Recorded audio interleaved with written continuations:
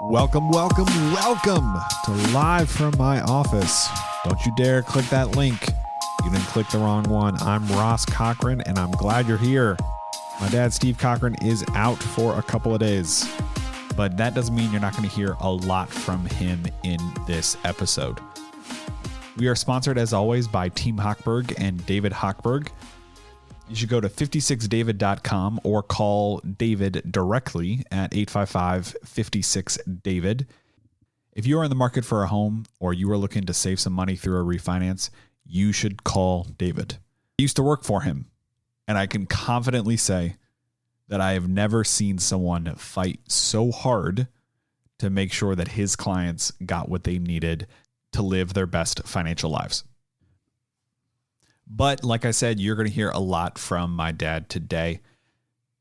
Now, if you are new to this podcast, you may not know this, but I actually produce the show for my dad. So I can really genuinely say thank you for listening.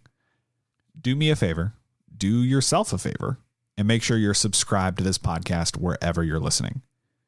Not only does that ensure that you'll never miss an episode, but it also helps us because wherever you're listening will drive this podcast up. It'll show it to more people, the more subscribers we have.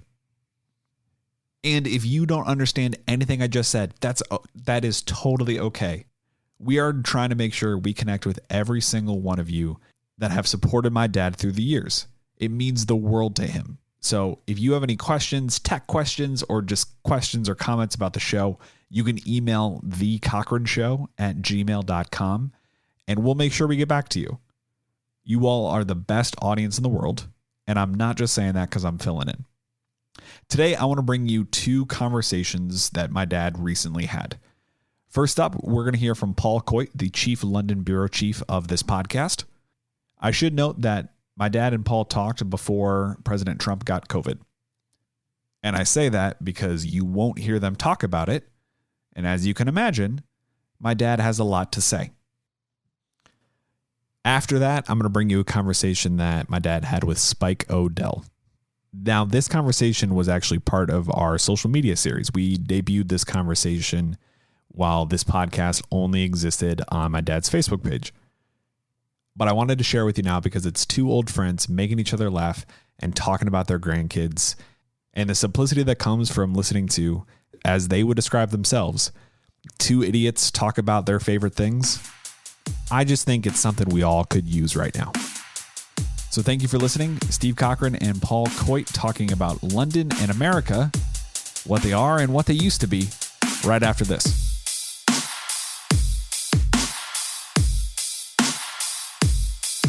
It is always a great deal of thanks that we owe to David Hochberg and Team Hochberg for being the primary sponsors, the presenting sponsors of Live from My Office. Mr. Hochberg joins me now. Hello, David.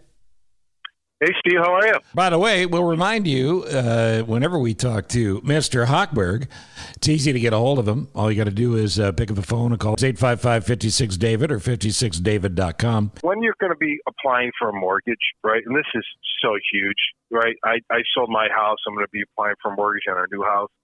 Pay down all of your debt at least 60 days before your debt is due, down to zero as best you can. Like I had a line of credit, Steve, against my house. I had some money out against it.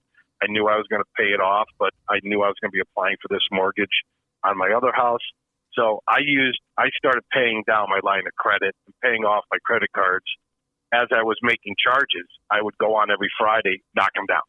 I'd be a month ahead because I'm on American Express and it's like a 60-day cycle. I would constantly be paying down my credit cards to keep the balances low, to keep credit utilization high, because the higher the credit utilization by keeping your balances low, the higher the credit score. So the one thing that if I could leave all your listeners with is whenever you're applying for any type of credit, car loan, installment loan, mortgage, get that credit down as much as you can before applying for a loan. All right, David Hochberg, great talking to you as always. And again, it's Team Hochberg, and it's 855-56-DAVID or 56david.com, the title sponsor of this Live from My Office.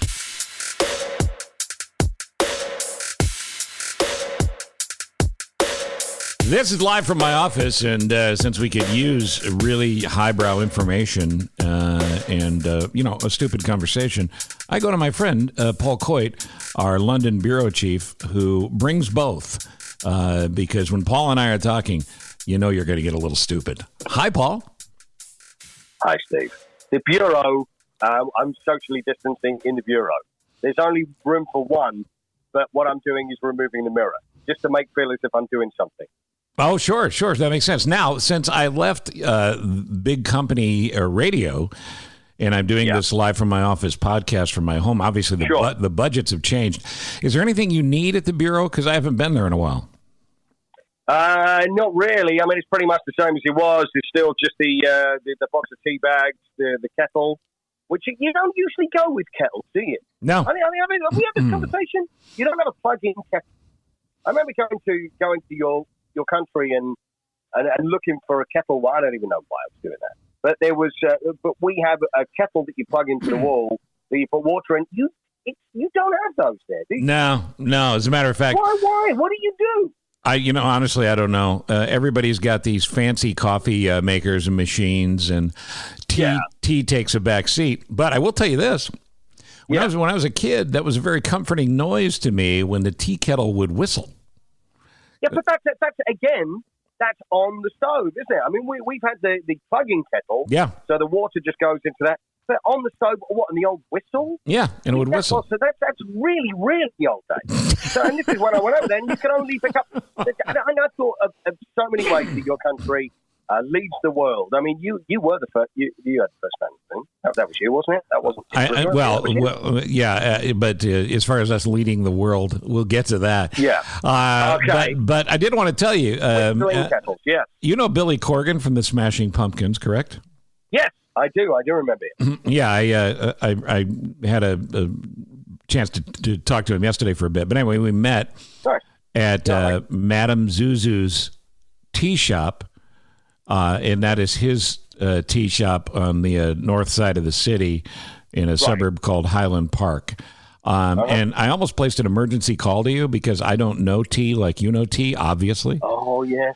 And there were several selections, and I was going to look for, an actual, advice from you. You're like a tea sommelier. Well, I like to be that. So, but just when I was about to dial you, he walked in. So I didn't get a chance to do anything other than quickly order something that was minty that I fake sipped for like 30 minutes. Yeah. Was it disgusting? It's just not my thing. I'm sure it's great tea. It's just not my thing. Listen, there's a lot of people, let's be honest here. It's like the Emperor's New Clothes. Over here, we like tea. People go, oh, you want this? You want to try this one, the orange with something infused from some tree. It's ridiculous. We just like a cup of tea, just your regular tea bag. Not like a name. It's like, oh, should it? Yeah, Earl Grey this, Earl Grey that. Yeah. No. A cup of tea, just a Tetley, PG Tips, just one of these. That's all we have. So that's all we want. Fill it up with water, dunk it for a while, add a little milk, sugar taste if that's what you prefer. That's it. But when it starts coming to these, tea, this and little bits of tea, it's just nonsense. What did Billy go for? Did you see what he went for? You know what, I didn't because I think he probably drinks it all day. I don't even know if he had tea. Now that I think about it, he probably didn't. He probably went for beer. He's probably thinking, I'll have tea. Listen, you want to get, or he may have even said, just give me. I just want a regular cup. Can you imagine going in and just give me a normal cup? What is that? What? Just regular. Well, it's a very interesting place, and it's got a performance area. So this place, Madame Zuzu's, that he does with his girlfriend, it's a cool thing. So next time you swing by Chicago, Paul, make sure you stop at Madame Zuzu's in Highland Park. Is it his place? Is it actually his place? Yeah, it's his place. Yep. I didn't know it was his place. Oh, so sure. Would I get either a discount or a round of applause because I'm from the land of tea? Do you Yes, think that would be appropriate? because you are the emperor from the land of tea, who made me, by the way, the best cup of tea I've ever had. Oh, is that true? Really? You saying that? You do really mean that? I'm wondering if you came in, if they would automatically force you to work, because with your accent in a tea shop, how great would that be? I'd be more than happy, but I need a kettle, and you don't sell them with a plug, so you can get that. I'm not the one that makes sense. So that's it. It's not going to happen unless America starts selling kettles that plug in with just the water, and then I can make a nice cup of tea for everybody. A lovely cup of tea, and I would be proud to, and I'd do it for free and sing my favorite Smashing Pumpkin song. Do they do a pumpkin-infused tea, or is that just too tacky for that place? That would be interesting. It seems a little hacky for somebody as cool as Billy Corgan, but a smashing pumpkin infused tea, that'd be interesting. Do you use the phrase smashing as we would? Because we say smashing. Oh, I had a really good time. It was smashing. Oh, yeah, it was smashing, because we use smashing as an adjective, right, to refer to something good.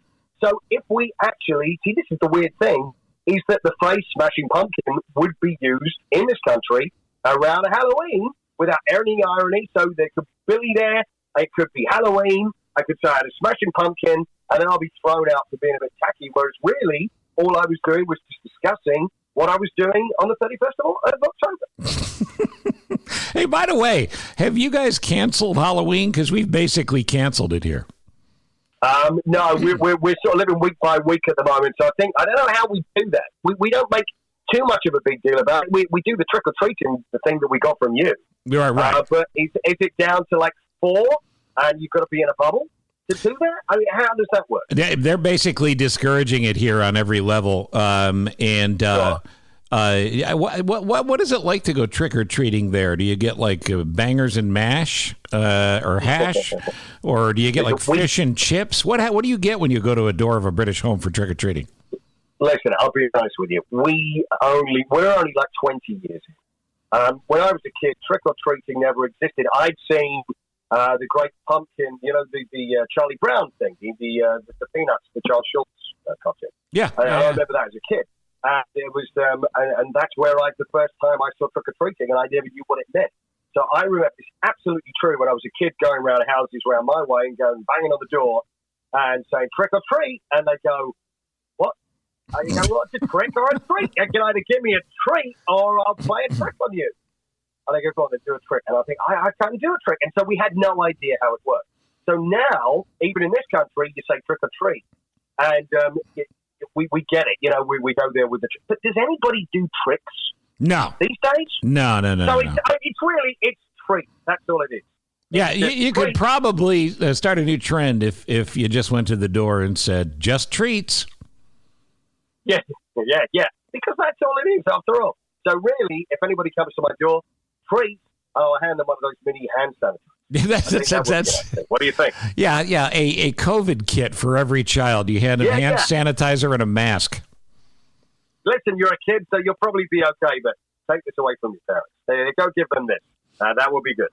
Well, I guess I'm glad to hear that it hasn't been canceled. Would Boris Johnson be a big costume there? Little kids with wacky Boris Johnson hair? Yeah, can you imagine that? I mean, that really would be bad, wouldn't it? I think that's probably going to be the big thing. I have seen Trumps. I know this is absolutely true. I've seen kids dressed up as Donald Trump in this country. But I think a Boris and a Trump, I mean, that's a big trick in itself. So you can just treat away and please get away from my house. Because of the fact that he's orange and he's getting rounder by the day, you could probably confuse him for a pumpkin. He might be the perfect symbol for Halloween. Maybe that, without even thinking, is that Billy Corgan actually named the band after Donald Trump's face in a previous life. Oh, sure. He's the ultimate smashing pumpkin, isn't he? Although he's not really that smashing. And he's he's also very scary. He's scary, he's orange, and he's round. He is a pumpkin. Yeah, he is. All right, so I have to ask. Smashing pumpkin. Because ever since the war ended, we're friends. And I'm talking about back in 1776 and in those days. Yeah, that one. Yeah, that one. In 1812, in those days. Yeah. So my question to you is this. Did you see our first presidential debate? Yes, sir, I did. And it was an interesting debate. Oh, is that right? Because I've been asked I've been asked to call every other person in the universe to apologize for what happened on that first debate because of our president, Donald Trump. Listen, you got nothing to apologize. I did find it mildly entertaining. So please don't apologize on behalf of your country. If I was looking at it as a deeply political situation, and and I was thinking, and I've seen them all. Trust me, I've even watched the reruns of Nixon JFK back in '60. I've gone through the whole lot. But this one, I've quite frankly never seen anything like that in my life.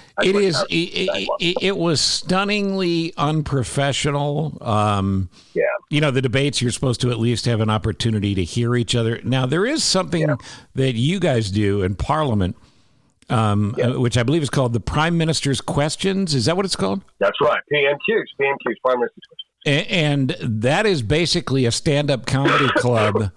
It's stand-up comedy in that the prime minister will say something. There's a giant dusty book in front of him or her, and then he makes his statement. He sits down, and someone, a member of parliament, an MP, would what do they do? They heckle. They basically heckle. Yeah. It's one of those things. It's like when you're a kid and you're being told off by your mum, and you can't help yourself from saying something under your breath. You kind of wanted to hear it, but also you're very, that if she does hear it, you're going to get in trouble. So then you say it, and she goes, "What did you say?" And then you think, "Oh God, why did I say that? I just couldn't help myself." That's what MPs do. And then they will say, "Right." So they want to sort of be heard saying something, but they want it really to be inaudible. Whereas the difference is with PMQs and Prime Minister's Question Time, there's something that they're not allowed to do, which I did hear in the presidential debate. They can say anything. They can swear. They can call anybody anything. They can't be prosecuted in there as well, because it's actually, if they admitted to some crime, they couldn't be done for it because it's in a safe house. But if they call someone else a liar, then we'll be ejected from the house. You can't call anybody a liar. Is that right? Which often, yeah, it's true. Which is why I think MPs lie so much. All right, so... But that's true. So I did not know that. So is there any political value to that exercise, or do the members of Parliament and the Prime Minister know that it's entertainment?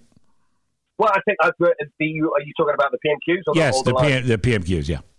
Well, the whole idea is that everybody has questions for the Prime Minister. You've got the opposition who will be asking those sort of questions to say, well, why did the gentleman do this, and why?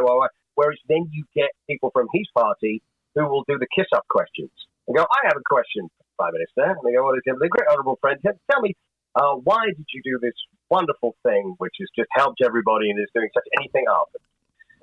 What a waste of time. And how do they address themselves? Like they stand up. What do they say when they stand up? They say, "I'm Bob. I'm from Bradford, and I've got a question for the Prime Minister." And then they go away. He goes. Usually, they're all submitted beforehand.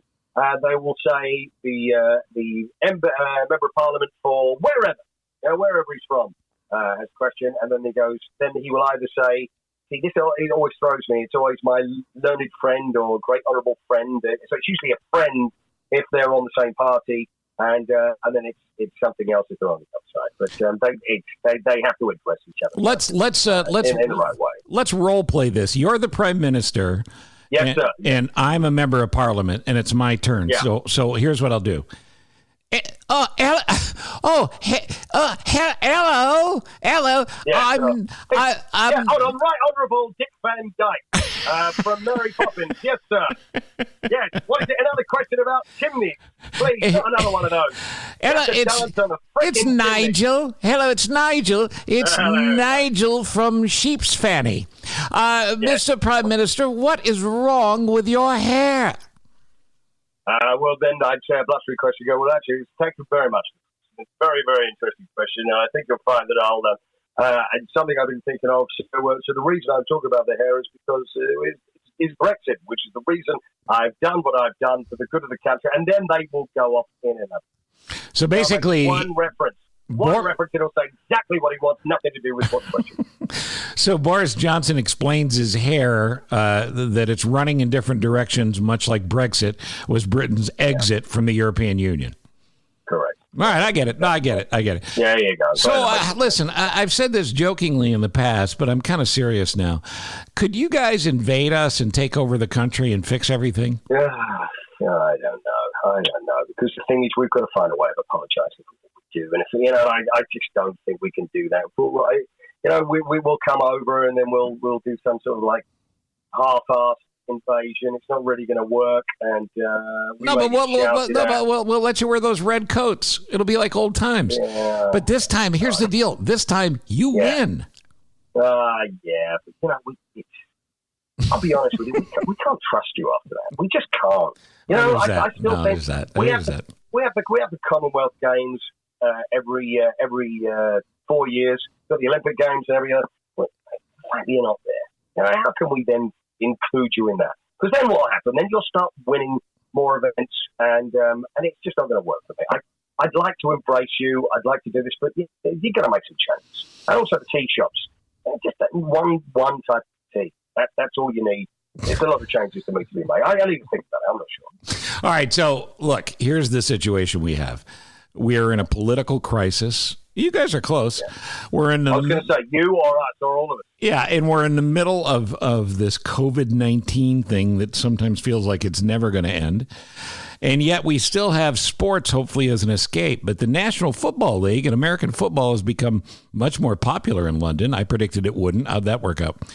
But it's quite popular, and games are played in the stadium that Paul works at for the Tottenham Hotspurs, the Spurs.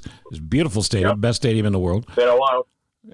And Tottenham's on the north side of London. All right, so what is it like there in the Premier League, the absolute epitome of soccer, of football? What is it like to be in the building with no fans? You know what? I haven't been invited. It's just dead. There's nobody there. It's completely empty. There's some journalists will go, some writers will go, and there'll be people from the teams. But apart from that, there's no one there, and it's very, very strange. And I haven't been there. I haven't been there since March. So that's right. You can't come in, right? Because there's no halftime interview on the pitch because I talk to the crowd and there's no crowd there. So therefore, for some reason, I don't think it's a good idea that I go. I disagree, but I've had radio shows where I've spoken to less people than there would be if there was nobody there at the stadium. So therefore, I think I would do a good job. But no, they won't have it until there's crowds. So I don't know who. I think it might blame the presidential debate. Is that fair? It's that Chris guy. It's him. It's the moderator. It's his fault. Oh, but you know what? Here's the deal. You know this and I know this. What Chris Wallace went through the other night, he did the best he could, in my opinion. You may disagree. Yeah. In my opinion, that was an impossible position. You're doing an interview and the person is talking over you and talking over the other person and being impossible, and you're trying to keep it on the air and respectful, and you're trying to do a good program. I mean, Chris, I felt badly for Chris Wallace. Yeah, I felt bad for him as well. It's like, what do you do? And it was almost like you got to the point where you just do whatever you got to do. You say what you got to say. What's the point? What's the point in this? So what did people want him to do? What were they saying? He should have had a buzzer or something? Or like the old Gong Show? What was that name? Chuck? What was that guy? Chuck, Chuck Barris. That would be cool. You know what? That's a great addition to the second debate. They've been talking about changes. I recommended duct tape and a taser, but to add a gong, that would be very good. And celebrity judges who could hit the gong if either candidate, Trump, is out of control. This is ridiculous that I even remember this even in my country. Wasn't it Jamie Farr from MASH? Yeah. Oh, yeah. It was him, was it? Klinger. It used to be the guy with it. Used to be on there. Imagine that there was a hook, or is that something different? So maybe a hook would be better than a gong. They had a hook. They had a hook. Python thing. They had a hook. Hook the necklace. Right, and they had a comic that was one of the regular guests with a paper bag over his head, the unknown comic. That's him. and a stagehand who became very famous, Gene the Dancing Machine. Yes, I remember him. I remember. It actually did translate. It came over here. The Gong Show. That's funny. It's a funny show. I mean, it may be terrible now if I watch it, but it was funny then. And it was a reality show because some of those idiots were actual people who thought they were entertaining. All right, before we go, before we go, because we only have a couple minutes here. Before we go, we need to be positive. We need to be optimistic. We need to believe we're going to be okay. We need to believe we're going to come back to a better day. So take us out with something optimistic, something positive. Well, it could be something small that's going on in your country, going on in your life. Give me something to believe in, Paul Coyte. Okay, I'm going to give you something to believe in.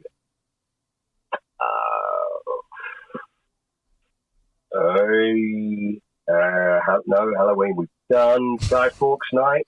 That's on November the 5th. That's where we have fireworks. We can't do those anymore. Christmas is coming. We can't really have Christmas because we can't have any people at Christmas. 2021 Spurs. They're not doing very well. How about this? Billy Corgan, Smashing Pumpkins, have their own tea shop. That's For me, that makes me feel warm inside. I may have knocked at it. I may have joked at it. But you know what? For me, it's all about Billy and the tea. And why you got Billy and the tea, got life, got a future. You've got the world. You've got love. You've got you. You've got me. We are the world. We are the people. Where am I going? I think to make a better day. So let's start. I think you've nailed it, my friend. That's the great Paul Coyte, and this is live. Oh, by the way, the plug. I almost didn't give you the plug. The plug is this. Paul Coyte is on Talk Sport 1 and 2. Talk Sport 1 in America, in Chicago's Central Time Zone. 5 a.m. to 6 a.m. is 11 to midnight our time. And then from midnight to 3 a.m., he is on Talk Sport 2. So just go to the Talk Sport app, and you'll be able to hear Paul, who is just one of the best to ever be on the radio, and he sounds great. Bless you. Smashing Pumpkins. What smashing? You're smashing. That's a trick. It's smashing. Oh, this is live from my office.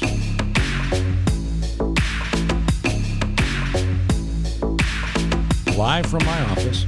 Presented by Team Hochberg, your trusted local lender. Look, David Hochberg is loud. David Hochberg is emotional. David Hochberg has a passion for helping you and helping me. How do I know that? Because he did. We did a home equity loan on our home, and he did the home equity loan because I trust him. You know, that's the thing. All those years on the radio, I wasn't just talking about products. I was talking about products I spent money on or that I put faith in people on, and there's nobody I have more faith in than David Hochberg. I recommended that my daughter work with David Hochberg. He did. He got her mortgage for her first home, and she's thrilled and had a great experience. My sister just did her second home refi with David Hochberg. Look, he's good, and so is his team. And it's important that you know that you need somebody more knowledgeable, but also somebody that actually really cares about your outcome. And the local loan officer at the bank, I'm sure he's a swell guy, but that's not the same deal. Nor is Bob's House of Mortgages down the road. You need somebody that's the best in the business, and that's David Hochberg. Call him up at 855-56-DAVID. Go to 56david.com.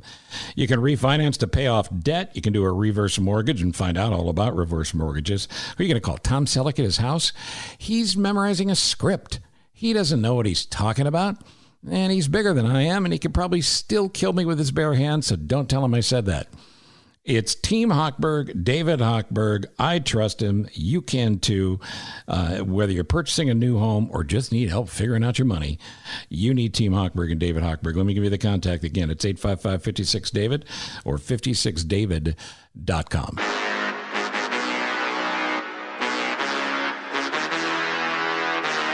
It's an honor to always get a chance to talk to my unofficial big brother, though he'll deny we're related. It's the great Spike O'Dell, live from Nashville. In my office, too. I'm live in my office here, so it's good to talk to you. Cocky, how you been, bro? I'm okay, buddy. How are you? I'm good. Just staying away from everybody, washing my hands. I've washed my hands so much I can see cheat notes I had written on my hand from a sophomore in high school history test. Finally got down to that layer, did you? Yeah, finally scrubbed it down. That's a line I saw on Facebook somewhere, and I'm glad I remembered that one. So, all right, now listen, I have a question of a personal nature because you've been at this for a few years, and I am now involuntarily semi-retired. Well, we continue to do this podcast. I heard that, yeah. Yeah, you heard I was involuntarily I did hear that, yeah. So what are you doing with your day? Because I need to take notes. You know, I'm real good at doing nothing. I'll admit that actually. I actually started doing a few things that I always wanted to do but never had time to do. Does that make sense? Sure. Yeah. I went back and I got my ham radio license. I told you that story before. Yeah, DXing. I talk all over the world. You know, I've got it on right here now. I was how about that? Listening to a guy over in Finland a little bit ago, but right. So I do that. It keeps my I'm a radio rat from way back, even before. I guess that's how I ended up in radio because, as a kid I had the walkie-talkies and then the CB craze came along and I actually studied for a ham radio license when I was a kid and passed the Morse code test. Wow. But we were too poor. We didn't have the funds for a radio, so I went without and everything expired. So, a couple of years after I retired, I thought, why don't I try study for that test? It's a hard test. But the good news is if you end up being a prisoner of war, you could probably, knock out a message and get out of there. I could tap code on a radiator, baby. Which I think was the title of my last album. All right. Now I also picked up painting. I'm doing a lot of painting. I was going to just say that because you painted something that we passed on to a mutual friend of ours before I was involuntarily retired. And you, I didn't know you had this talent. You're really good. Thank you. I had no idea I could do it either. I didn't know I could draw a stick figure. So I just thought, I'm going to try it. And, you learn trial and error, but every time you do one, it's a little better than the last one. So I've just really found a lot of peace with that, especially in this day and age with the virus going around. I'm up here in my office. I've got my radio on this side of the room. I got my painting desk on the other side of the room. I got a TV in the middle of the room. And it's a pretty good life. It's a pretty good life. Oh, yeah. I get naughty and she sends me up here and I go, okay. So. Now, the painting that you do, my daughter paints. My daughter Amy paints, and it's a good thing for her too. Therapy from all the work she does with kids with autism, which is high stress. So she paints, and I guess I've never asked her this, so let me ask you: what advice do you have to people? Just get after it, and you don't have to learn to be Van Gogh. Just try it. Absolutely, everybody has their own style. And nobody's going to be a Van Gogh. If you were to pick it up, you'd be a Steve Cochran. Right. I'm a Spike O'Dell. Everybody has their own style of how they paint. Everybody's a little bit different, and that's good. That makes it unique. That's the cool part about it. Everybody says I kind of have a Norman Rockwell look to a lot of stuff. Well, that makes sense. Well, I never thought of that, but I go back and look at the stuff I painted, and it is it's not nearly as good as a Norman Rockwell. I'm not saying that, but it does kind of have that feel to it, yeah. Well, and it makes sense, right? Country boy. Yeah, more or less, yeah. Or at least small town boy like me, smaller town boy. Yeah, I'm a small town guy, I really am. Yeah. I loved going into Chicago every day, but I sure liked going out and sitting on the back deck when it was over with and not hearing sirens and smelling diesel fuel all day, Yeah, no question about it. I mean, my wife likes to point it out to me. She goes, we can take the redneck out of there, but we can't take the redneck out of you. Because I grew up in upstate New York and it was nothing but blue collar country. And, home is home. Yeah, that's right. That's right. All right. That's right. So what about golf? Because you and I met on a golf course many, many years ago. We got to be friends. Eventually I got to work with you and, of course, follow you around. And when your show was over, you'd drop down to one knee and I'd place the overcoat over your shoulders and you'd say, I can't do no more. And I could say, Spike, it's only 10 o'clock. But I've heard a rumor you're not playing any golf anymore. Well, I don't. The last time when you were down here, we played at the Governor's Club here in Nashville. That's when the Blackhawks were playing, and we were on the air together down here. I live about I could hit the Governor's Club with a 3-wood from here. Oh, no kidding. But I'm not in the club in that neighborhood, so. I just found the last place I was living at was a golf course community, so we joined. All the neighbors did. It was just a way to get together with everybody. But I didn't play towards the end. I wasn't playing as much, and I haven't played in a couple of years actually. So it's okay. I was never going to be on the circuit anyway. So just go out and whack it every now and then. That's good enough. It's funny though, and I'm not putting this on you at all. I'm putting it on me. But I know that the other greats in the game, other than you and I, Nicholas Palmer, they all said the same thing because we're all competitive, and at some point we played the game much better than we do now. And it's hard to play it not as well as you think you can.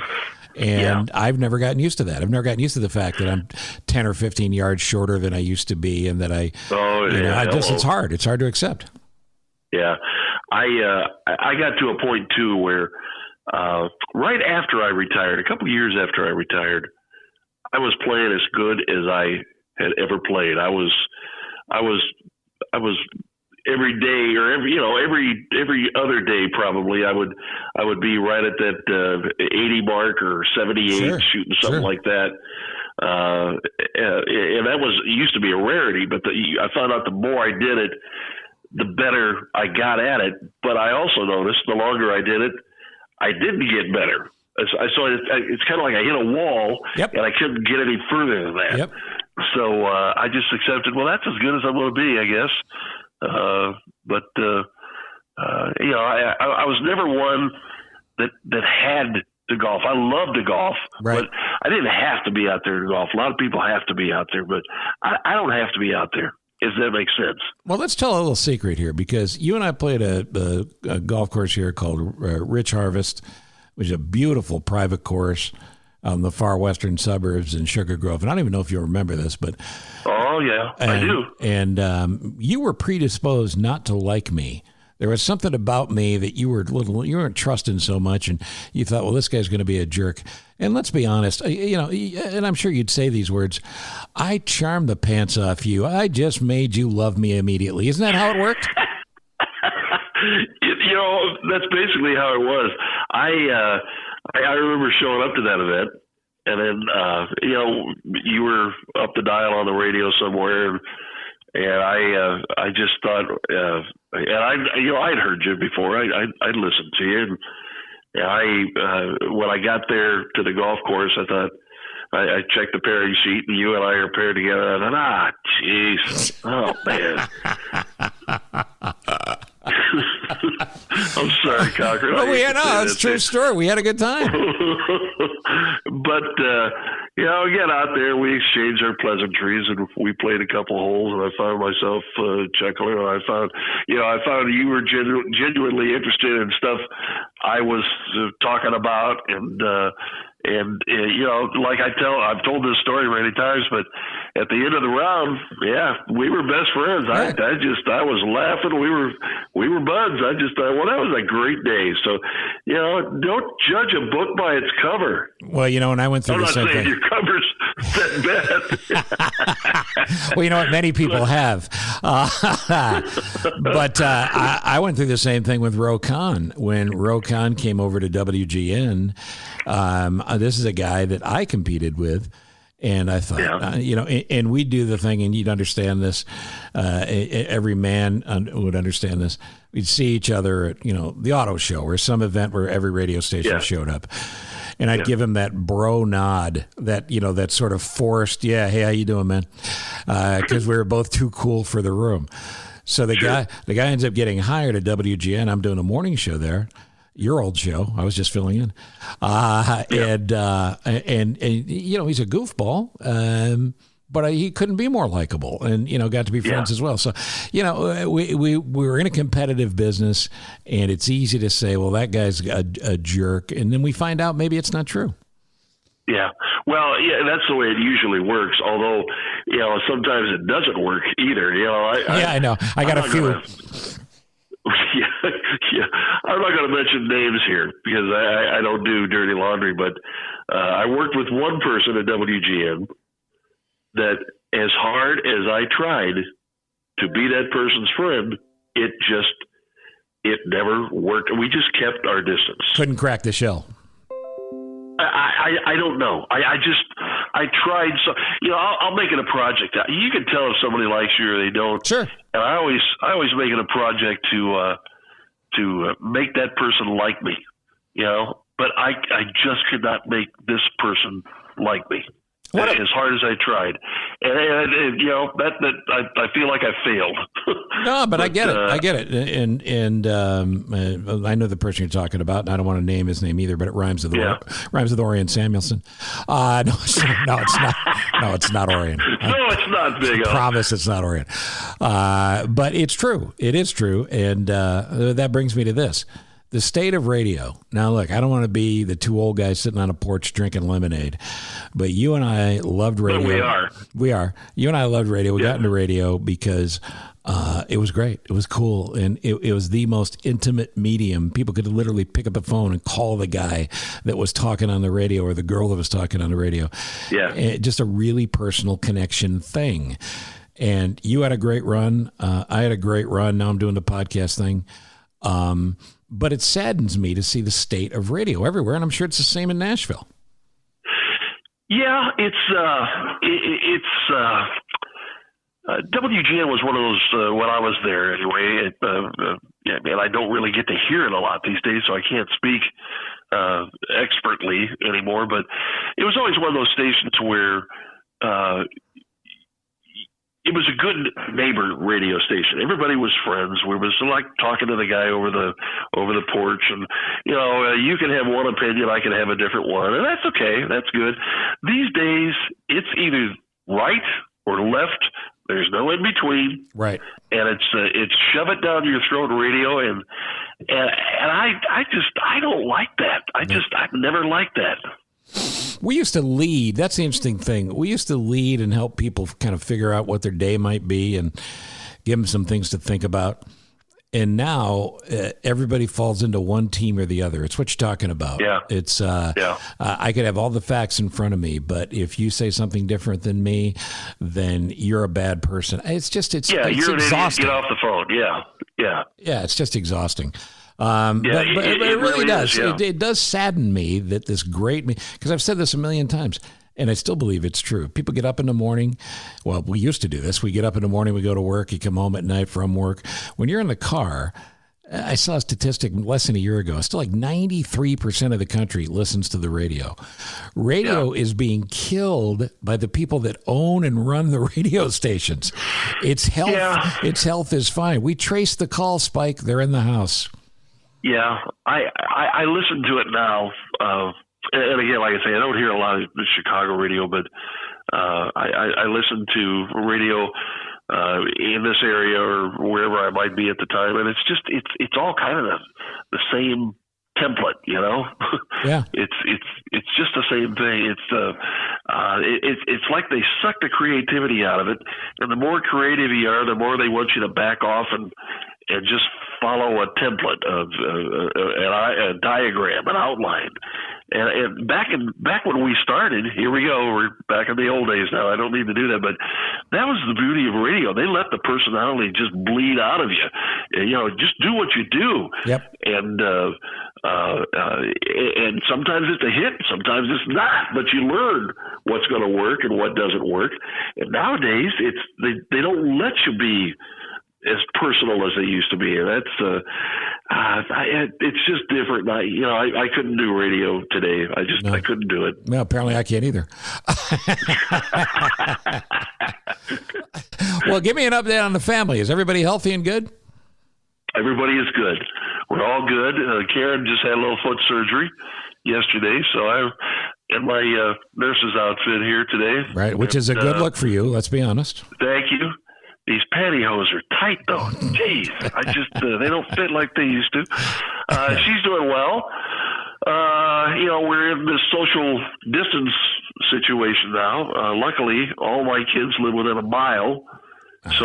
We've got a big yard here, so the grandkids will get together and, play wiffle ball out in the backyard or whatever, hide and seek, whatever. And we will sit on the patio at 6 feet intervals on the on the patio chairs out there. So we get together, we see each other.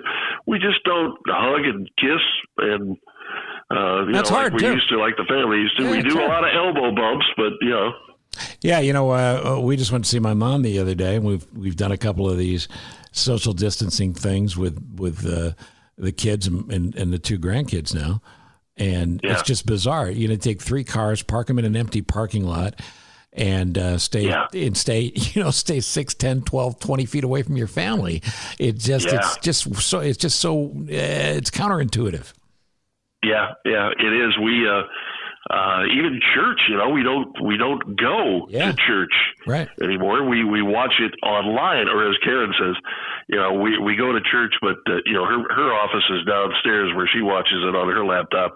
My office is upstairs where I watch it on my computer here, and Karen always says, "Yeah, we went to church today. I was on the main floor, but Spike was up on the balcony." So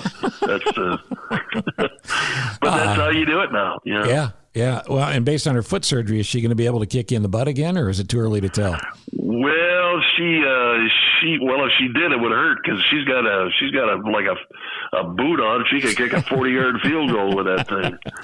But I do have to ask you about your state now. You're in Tennessee. It would seem to me the last thing you'd want to open if you're concerned about spreading germs is a bowling alley, and you can now go bowling in Nashville. Yeah, and I'll tell you more than I probably should here. I have a good friend that I've met since moving down here who is high up in the Tennessee government. He's a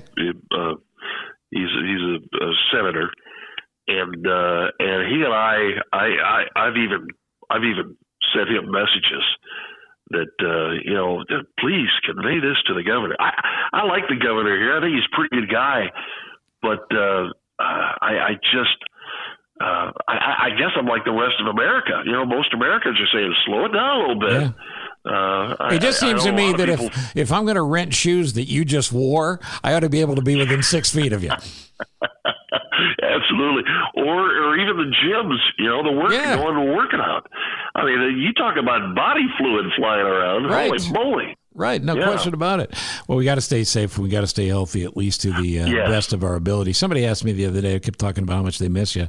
And of course I said, what about me? And they, oh yeah, you were good.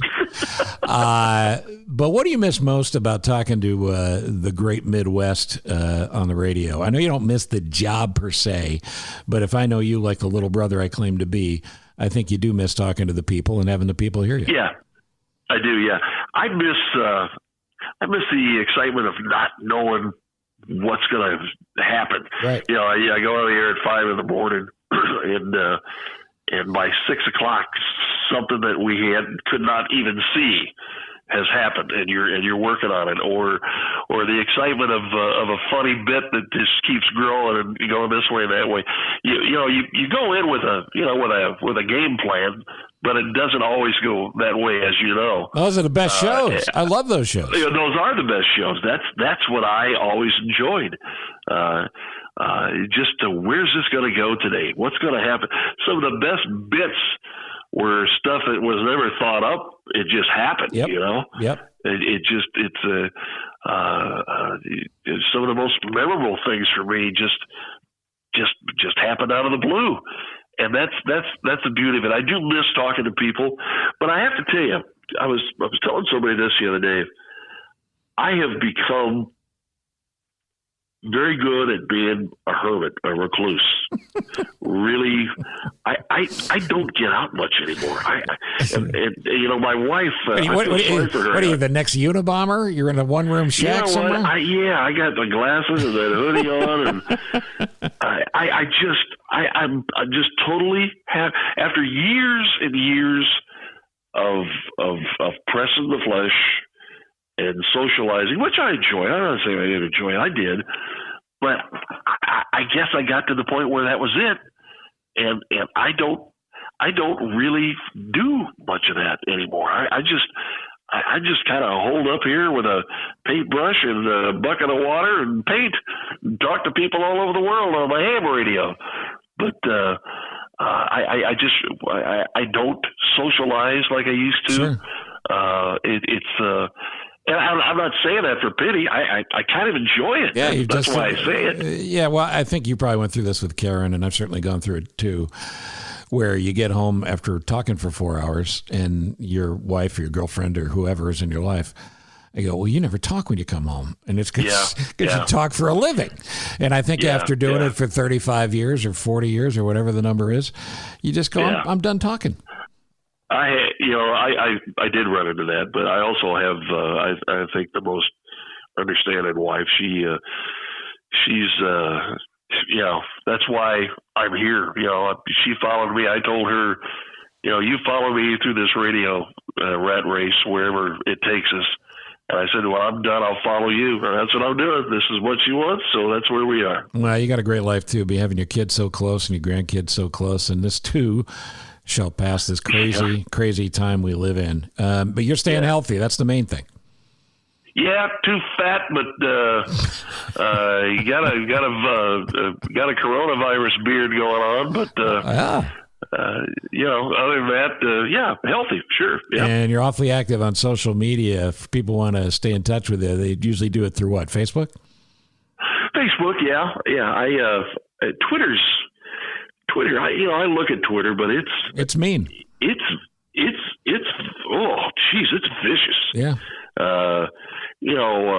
I think the world would be, especially the world of politics, would be so much nicer. I don't know, nicer, but more civil. Let me put it that way. If there wasn't a thing called Twitter. Twitter is just evil. My gosh. With all the good things that have come from the internet, and there's a billion of them, the negatives and the way it's changed the world are really, really damaging. And I think if we quarantine the internet for about a month, it'd be amazing to see what we turned into as people. Yeah, pull the plug, just see what happens. And the internet is also, like you say, as good as it is. For every good thing, something bad happens. They make bad things happen with it. And the internet is now the world of instantaneous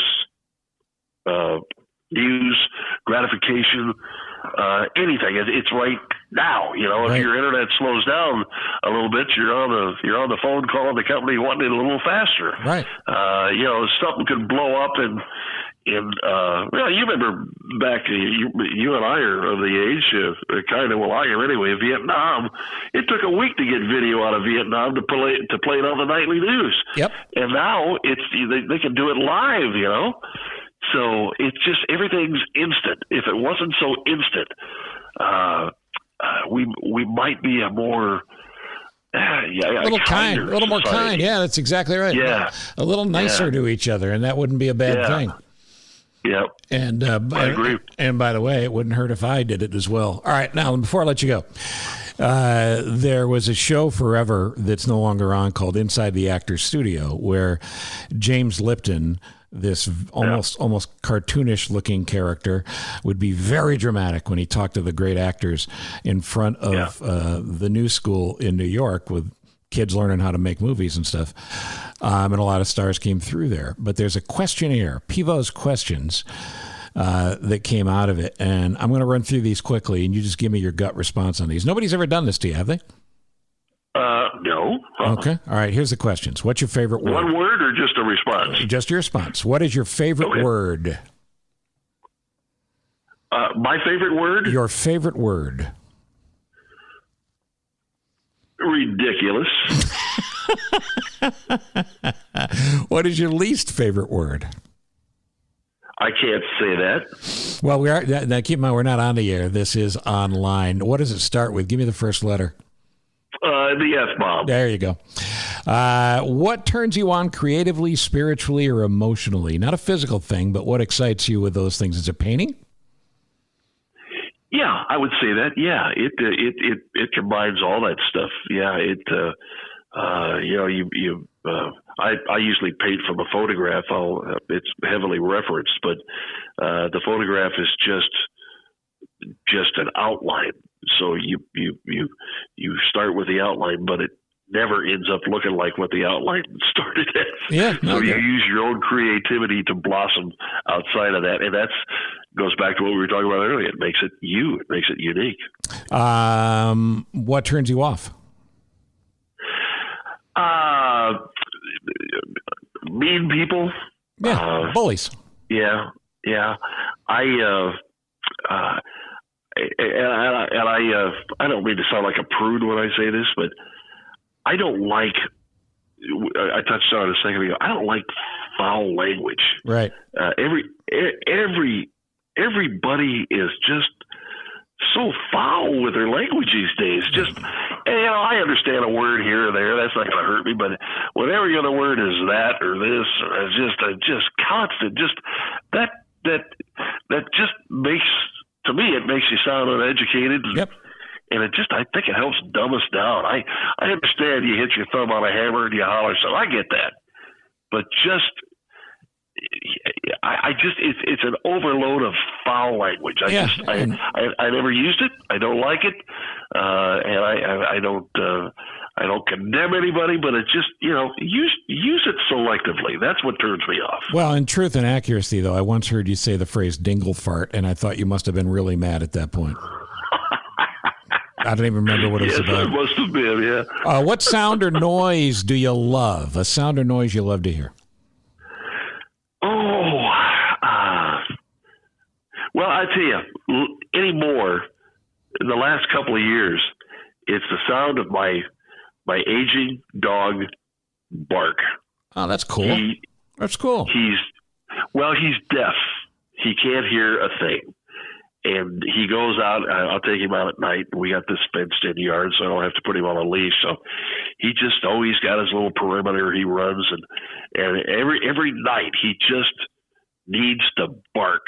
And he just barks. And I just think, well, buddy, you go ahead and bark your head off there. Bark your brains out. I know he can't hear himself bark, but that must be the wolf in him or something. He's just got to bark. Maybe he smells something, but he's 15 years old. He's not going to be with us that much longer. And I just look at him out there and just smile and say, "Go on, boy, bark." That's great. I love that. What about a sound or noise you hate? Well, okay, yeah, I'll tell you, and you get this too, being a grandfather. I hate it when I hear a thud and a grandkid cry. It's the worst, and you can't see what happened. And I got 5 of them running around here, and we hear that quite often. And I just, you're afraid to look. I hate to hear that. Yeah. What profession? And every parent knows what that means, of course, or what that sound is. Yeah. The only difference as a grandparent is you go, all right, who can I blame? What profession, other than being on the radio, would you love to have attempted? Well, as a kid, I wanted to be an astronaut. Yeah, and you know space. I tell you, so I went into radio. You know space better than Buzz Aldrin. We were visiting NASA a couple of months ago, and I was thinking about you. I've learned more about space from you than anybody.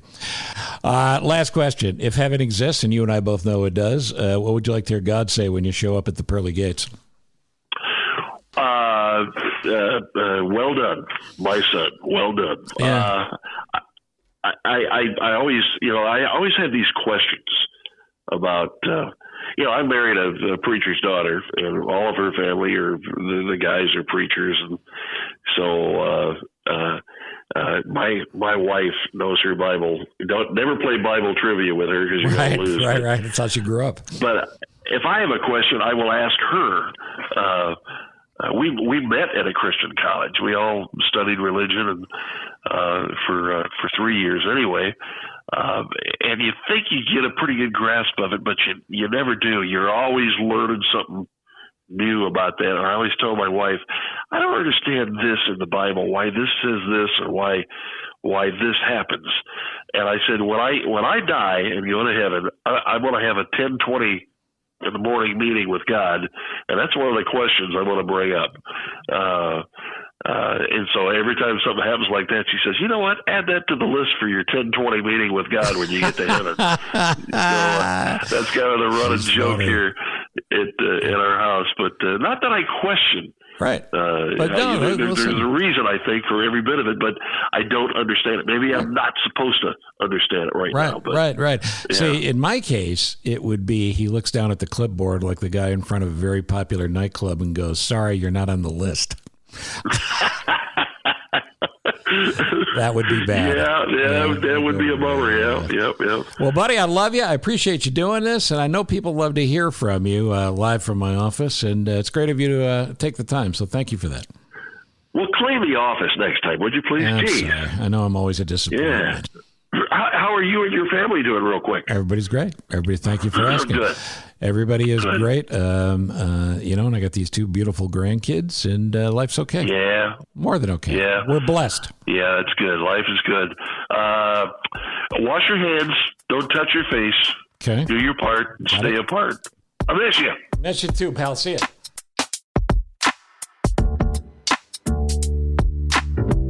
Thanks to Paul Coyte, Spike Odell, Team Hochberg, and David Hochberg. But most of all, thank you for listening. You made it to the end of this episode. But before we go, I got one more thing for you. Every single episode we do, we want to plug a nonprofit, especially right now. The coronavirus has changed everything, and so many nonprofits need help in order to keep doing the great work that they are doing. If you haven't heard my dad talk about your nonprofit in an episode of this podcast, drop us an email at thecochranshow@gmail.com. We would love to help get the word out in whatever way we can. We're all just trying to do our part. And it turns out these microphones that we're talking into, this is the way that my dad and I can help. But since I'm here, I figured I should talk about my day job because I work at a nonprofit. I work at Awana. Coincidentally enough, I got into the family business. I host and produce podcasts for Awana. So hit pause in this episode and go find the Resilient Disciples podcast wherever you're listening, and make sure you're subscribed to that one as well. Every week I talk to somebody about kids. Awana is a Christian organization that has a 70-year history of teaching kids about Jesus. And at the end of the day, what we're committed to is helping leaders equip kids to handle a world that's going to look a lot different than the world you or I grew up in. You can learn more about Awana, and you can also learn about any nonprofit or link that we mention in the show notes wherever you're listening. If you don't know how to find your show notes, go ahead again and email thecochranshow@gmail.com. I will walk you through it. You're going to get me again on the next episode of this podcast. My dad should be back next week. But I thank you for listening to Live from My Office. 30 years plus on the airwaves. You have turned your dial to me. Now you're tuned into my podcast. It's Live from My Office, Steve. From Ithaca, New York to Carolina South, W. Cochran, Steve. From Minneapolis and then Chicago twice, top rated shows achieved. Sit back, relax, and now listen to my show. When or wherever you are, 'cause you're on the go. A-list celebs with some laughs and great info. Live from my office, the Steve Cochran Podcast Show. Yeah. No better place to be. Yeah. Subscribe and like for free. Yeah. Live from my office, Steve. So glad you're with me. It's Live from my office, Steve. Live from My Office is a service of Monkey Run Productions. All rights reserved. The podcast is hosted by Steve Cochran, and it's mixed, edited, and produced by me, Ross Cochran. Please rate, review, and subscribe to the podcast wherever you're listening, and follow Steve on all social media channels. Get in touch with us directly with questions or comments about the show by emailing thecochranshow@gmail.com. Steve is available for corporate speaking gigs. He would love to MC your event, and occasionally, he's funny. Thank you for listening. Head to cochranshow.com for more.